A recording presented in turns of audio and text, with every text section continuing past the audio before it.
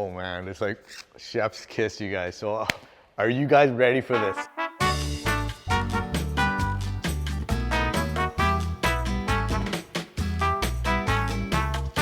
All right guys, before we start with this week's vlog, I want to say big thanks to Lee, Fan, and Gerald over at Sub 60 Racing and Invision Auto Imports. They definitely helped me out a huge amount in dialing in the perfect fitment to fit or to suit my needs. And speaking of fitment, thank you guys for commenting and giving me your inputs on your guys' fitment that works out perfectly for you. And with that, I come to realize there's more than many ways to dial in that perfect fitment. And is there a perfect fitment? There's not just one specific number that suits everybody. Speaking of fitment, so I start to realize on an 18 by 10 plus 40, it's hard to run a 275 without modifications to your camber. Guys that are running 275 without any camber are running basically an 18 by 9.5 plus 38 offset. Based on the feedback, no rubbing, no issues, and no major modifications to the camber. If you wanted to run the God Spec 18 by 10 plus 40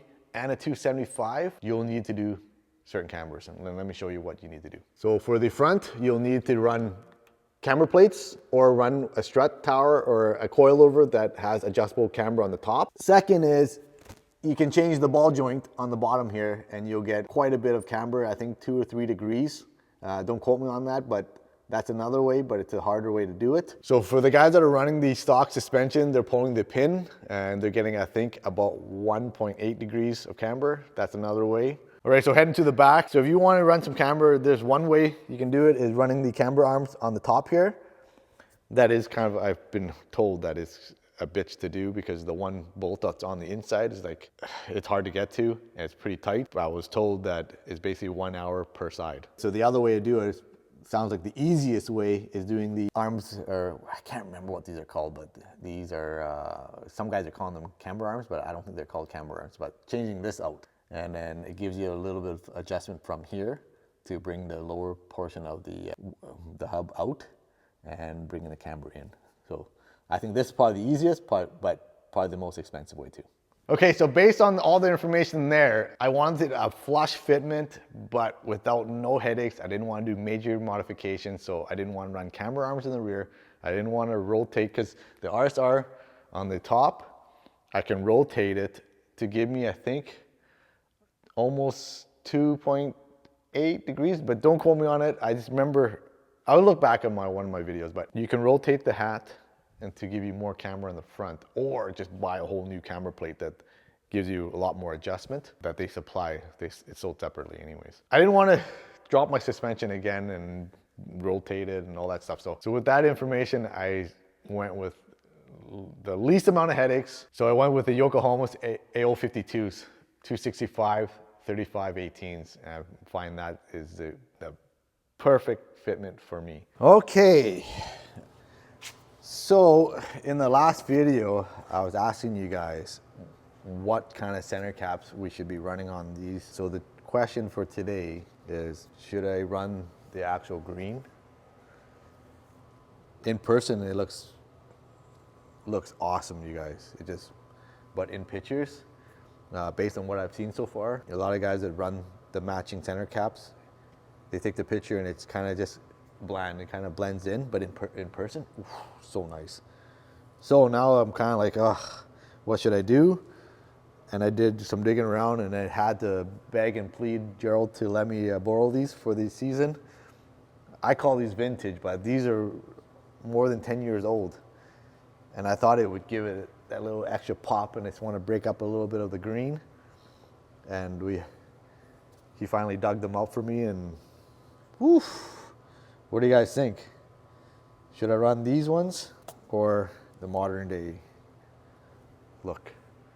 I don't know, it's hard, but let me know in the comments below. Based on all you guys' comments, those are the ones I will be running. Some of you guys are gonna wonder, let's do a weight comparison. Because last vlog, we basically measured the tires, how much they weigh. So let's do the whole tire and wheel combo. So ZE40s, plus 10, 18 inches, AO52s. Hopefully I don't drop this, you guys. Okay, ready? One hand. Okay, locked in. It is 39.9, 18.1 kilos. Hopefully that zooms. Okay, let's do the stock one. One feels heavier. We'll see. Okay, ready? Yeah. Okay. It is 47.6, 21.6 kilos. So quite a bit of difference. Yeah. I knew it was heavier because it felt heavier for sure.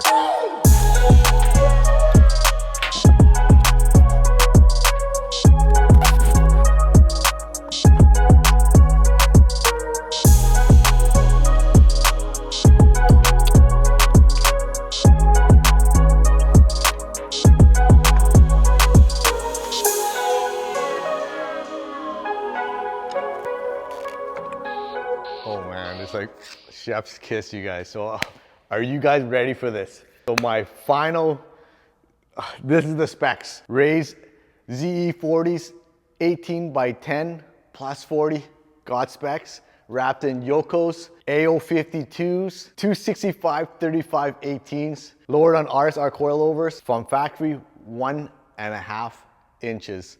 And basically, I don't even know what the camera is, so sorry guys. So it's just whatever factory natural camera is right now is what I'm sitting on. So are you guys ready for this? Oh, like I said, chef's kiss.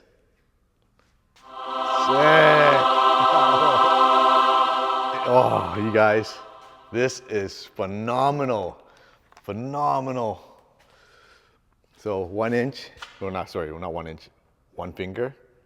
Thank you, Advan, because we were sitting about 1.25 fingers. Now it's 1 finger, and my finger is not very big, you guys. Ooh. I don't know, I think this is a good decision. Going with the vintage. Ooh, just breaks it up. I'm telling you. And of course the spoon lug nuts. I didn't want too much color in this setup, you guys. And I think it just the right amount. Look at that. And this is for me, currently for my setup, I think this is like, and I got some other stuff coming in. Oh, you guys are gonna love it. Kind of not a North American thing, just to let you guys know. This is more of a JDM, Japan. I seen it in Japan and decided to go with it. So stay tuned and don't forget to subscribe to the channel, you guys, to see more. I'm telling you, it's gonna be nice. Very nice. Okay, I'm just going to show you guys the rears. I forgot to show you guys. So keep in mind, this suspension is going to lower a little more once it settles down. And look at that. Ah, sick. So I saved weight. Looks phenomenal. And yeah, this is weak. No spacers. I know some of you guys love running spacers. I don't. Woo. Okay, so I want to stop for 1 minute and say thank you to Spoon FL5, and that Spoon with 3 O's. 3 weeks ago, he commented saying, friends don't let friends drive with shiny tires. At first, I didn't know what he was talking about, because I'm like, I dressed up all my tires and thinking like, you know what, it's going to be a showstopper, right? The other day I went to go pick up my tires from Sub 60. Yifan and Lee were like laughing, especially Lee, he was laughing at me. And I was like, what's going on? Like, well, why are you laughing at when he was mounting my my new tires, right? And he's like, Fun, you overdid it with the tire dressing. I'm like, what do you mean? Like, don't you want them to look shiny and just pop? He's like, no. And Yifan kind of explained to me, he's saying, Fun, track guys, especially on this track tire, well, a lot of them use for the track, right? He says, track guys don't dress their tires because it get too greasy when they corner hard, and then the tires, if they hit, it's too greasy. When you dress your tires up that shiny, you're basically showing that you're a big ass poser. And I'm like, damn, for real? And now I get it. I totally get what he's saying. Spoon FL5, I want to say again, thank you for pointing that out. Yeah, friends don't let friends drive with shiny tires. Never again, you guys. If you look at here, this tire is basically, there's not a tire dressing. It's like some kind of, I don't know, well maybe it is a dressing, but it gives it more of like a lush finish and not a shiny. It's kind of like a matte finish, exactly what he was saying, or exactly what you were saying. And it gives you that new look instead of all dried out. And that's exactly what you want. You want the tire to look premium, brand new. Yeah, so thank you again for pointing that out. Yeah. All right, guys, so I want to close off this vlog by giving you guys one word of, like, not even advice, but a tip. Basically, get familiarized with a local shop that deals with, you know, all your JDM parts or all your car parts for your needs. Once they get familiar with you and you get familiar with them, you'll become, it's a natural bond, natural friendship, just as I have with a lot of my shops that I deal with, Sub 60 Racing and Invision Auto Imports. I've built it over the years, you guys. There's a trust that comes with it. And once you trust them and they trust you, you guys, it's so much easier, the transaction, everything. It's something that will build over time. It's not an overnight thing, but it'll become a fantastic friendship. Best word of advice, you guys. All right, so hope you guys enjoy the vlog. It's quite the journey for now. I think this is just, so good. Chef's kiss again. Thank you, Invision Auto Imports. Thank you, Lee and Yifan over at Sub 60 Racing, guys. By the way, go hit them up on their Instagram. They're like the best, you guys. So with that said, we'll catch you guys in the next week's vlog. See ya. What I would do for you.